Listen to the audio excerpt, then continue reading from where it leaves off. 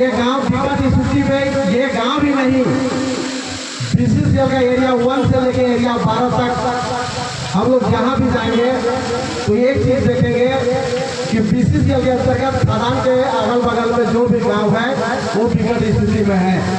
और हमारे सांसद महोदय इसे चुनौती के रूप में लिए हुए हैं कि गांव की जो भी समस्या है, जो अगल बगल प्रभावित गांव है, उनकी जो भी समस्या है उनको दूर करने का संकल्प लिए हुए हैं। यही कारण है कि आज हमारे बीच में आए हुए हैं।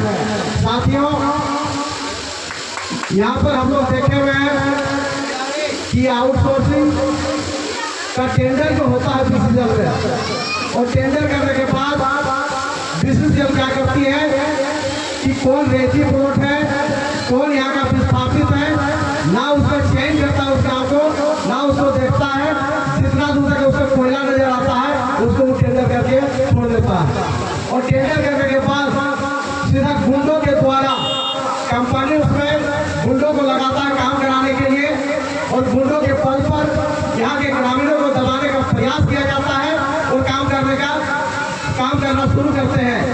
यही कारण है कि यहाँ के लोगों के बीच में आज अनिल यादव जो यहाँ के नेतृत्व करता है और धर्मेंद्र यादव यहाँ के नेतृत्व करता है, उनके ऊपर केस हुआ। हम कहते हैं, हम पूछना चाहते हैं आपसे, यदि अगर ब्लास्ट आप लोग कीजिए, बीसीसीएल अगर ब्लास्ट करती है तो वो पत्थर यदि अगर घर में आके गिरेगा, किसी के शरीर में आके गिरेगा, तो हम लोग क्या चुपचाप बैठेंगे?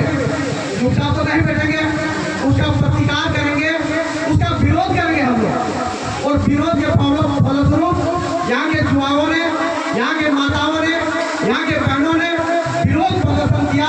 और विरोध प्रदर्शन किया जब, तो यहाँ से आप आउटसोर्सिंग के खदान से यहाँ से भाग के चले गए ऑफिस, और ऑफिस में जब यहाँ के युवा साथी सब गए तो इन लोगों के ऊपर मारपीट का बेलन लगाकर दो लड़का जो अनिल यादव यहाँ के नेतृत्व करता है, उनके ऊपर धर्मेंद्र यादव जो नेतृत्व करता है, उनके ऊपर फाइनेंस एफआईआर किया गया।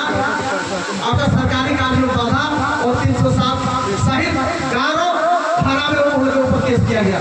और 11 धारा में जब केस हुआ तो साथियों 20 से 25 लड़कों का जो है नाम जो है अज्ञात में रखा गया है, कि उन लोग के ऊपर भी उनका नाम लेकर उन लोगों को जेल भेजने का तैयारी कर रहे हैं।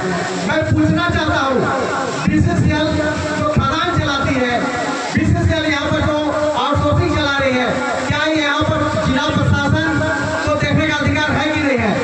यदि जिला प्रशासन अगर देखता कि सामने घर है तो उसका एक रेडियस दिया जाता है कि 100 मीटर की दूरी पर अगर घर है तो वहाँ प्लास्टिक नहीं किया जाता है, और उसके लिए डीजीएमएस को रिपोर्ट किया गया है। लेकिन हमको लग रहा है कि डीजीएमएस के द्वारा एक बार भी यहाँ पर आगे निरीक्षण नहीं किया गया होगा। अपने टेबल में ही निरीक्षण करके वो साइन कर देता है कि यहाँ सही सलामत चल रहा है। इसलिए कि पैसा का जमाना है और जितने ऑफिसर हैं सारे लखोर हैं और घूसखोर हैं। इसलिए घूस लेकर वो लोग जो है वो लोग आकर देते हैं